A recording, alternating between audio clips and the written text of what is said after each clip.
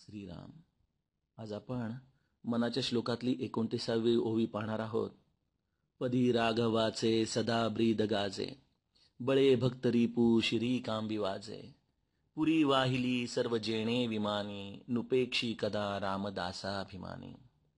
समर्थ माऊली आपले आराध्य प्रभू रामचंद्र याच्या गुणांचं संकीर्तन करताना या मनाच्या श्लोकातल्या ओवीमध्ये सांगतेय की माझा राम कसा आहे.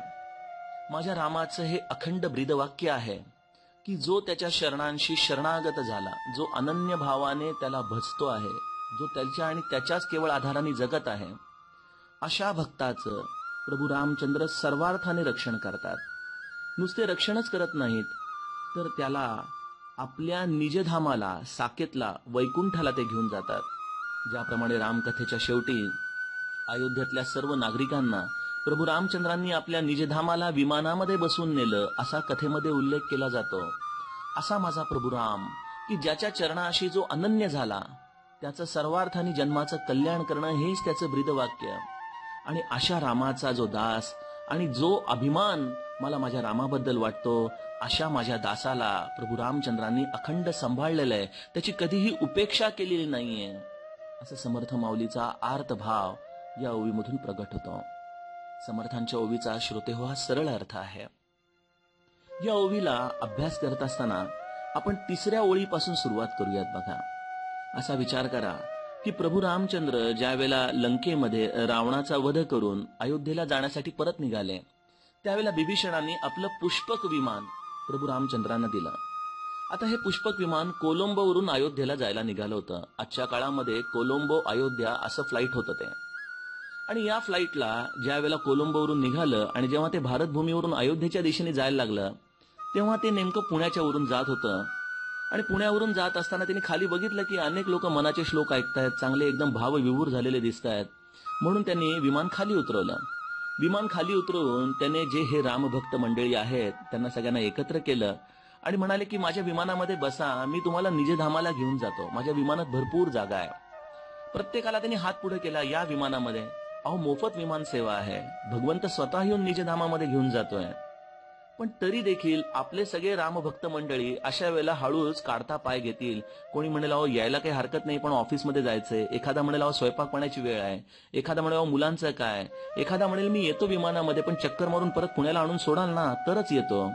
अशी आपली भक्त मंडळींची अवस्था आहे. बघा श्रोतेहो, गमतीचा भाग सोडा, पण भाग असा आहे की ज्या प्रभू रामचंद्रांचं आपण नाम घेतो, जो आपल्याला त्याच्या निजधामामध्ये, त्या वैकुंठाला, त्या कैवल्याला घेऊन जाण्यासाठी म्हणून आपल्या जीवनात अवतरलेला आहे. पण गंमत अशी आहे की आपण सगळेजण असे काही आसक्तीमध्ये गुंतलेलो आहोत. बऱ्याचदा मी आंब्याच्या कोळीचं उदाहरण देतो की ती आंब्याची कोय जशी रस काढल्यानंतरही रसातून कितीही वेळा धुवून काढली, दुधातून धुवा, पाण्यातून धुवा, तरी त्याच्यामधला रस जसा संपत नाही, तसे आम्ही प्रपंचामध्ये आसक्त झालेली मंडळी आहोत. बघा, आणि त्यामुळे रामाचं जेव्हा विमान येतं आणि ज्यावेळेला राम आम्हाला म्हणतो की चला, त्यावेळेला आमची मनाची तयारी नसते. संत तुकारामांचं खरं श्रेष्ठत्व यामध्ये की आपला सगळा प्रपंच असतानाही ज्यावेळेला तो गरुड आला, वैकुंठ गमनाचा तो क्षण आला, त्यावेळेला मागचा पुढचा विचार न करता ते गरुडावरती आरूढ झालेले आहेत. प्रभू रामचंद्र आपल्या हृदयामध्ये नामस्मरणाने आपल्याला आसक्तीमधून दूर करत असतात. आणि त्यांना माहितीये की माझं हे बाळ सगळ्या अर्थाने गुंतलेलं आहे. तो स्वतः किती प्रयत्न करू दे, पण या गुंत्यामध्ये तो आणखीनच गुंतत जाणार आहे. जसा आपल्याकडे एखादा दोऱ्याचा गुंता यावा आणि जर आपण चुकीची दोरी जर ओढली तर तो गुंता अधिकाधिकच वाढत जातो, तसा आपलं प्रापंचिकांचं आहे. जितकं म्हणून त्याच्यापासून लांब जाण्याचा प्रयत्न करावा, तितका तितका तो गुंता अधिकच वाढत जातो. आणि त्यामुळे हा गुंता मी राहून सुटेल असं नाही. आणि मग हा मी जाणार कसा, ही आसक्ती जाणार कशी, तर ते कार्य देखील रामाचं आहे. तो रामच आपल्या हृदयामध्ये येतो आणि आपल्या हृदयामध्ये येऊन बळे भक्त रिपू शिरी कांबी वाजे. जो भक्त आहे, जो त्याचं नाम घेतोय, जो त्याच्या निजधामाला जाण्याच्या वाटेवरती आहे, त्या प्रवासावरती आहे, अंतर खूप आहे, अंतर कापलं जाणार नाहीये, पण जो त्या मार्गाला लागलेला आहे, असा राम त्या भक्ताच्या जे रिपू आहेत, जे त्याचे शत्रू आहेत, त्यांच्या शिरावरती आपल्या शस्त्राचा घाव घालून त्या शत्रूंना एक प्रकारे नामोहरम करून टाकतो. शत्रू कुठं आहेत?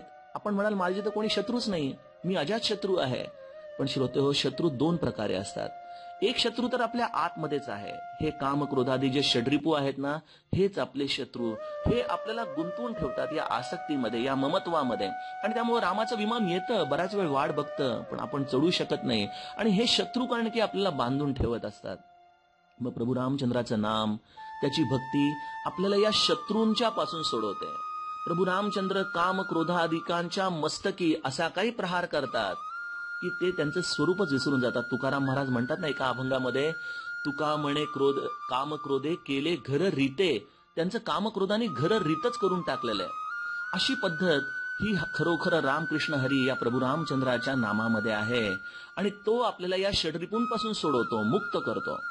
त्याचबरोबर भक्ताला आपल्या या प्रभू रामचंद्रांच्या वाटेवरती या समाज जीवनामध्ये राहताना अनेक प्रकारे संदेह निर्माण करणारे शत्रू असतात.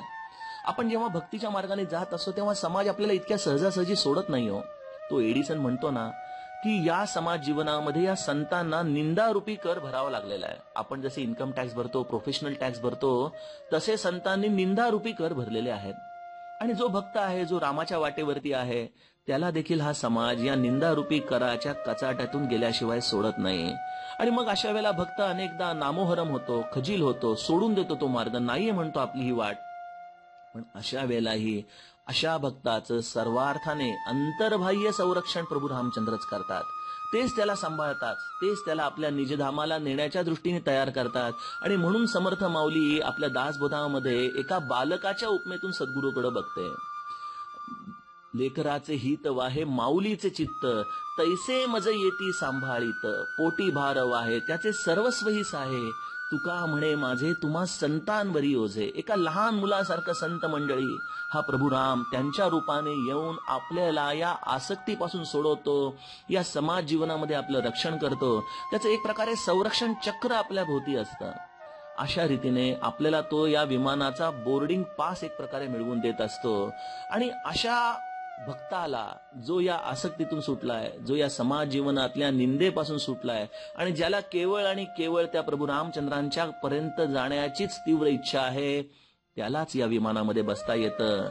आणि असा भक्त तयार करणं हे माझ्या रामाचं खरं ब्रीदवाक्य आहे. पदी राघवाचे सदा ब्रीद गाजे.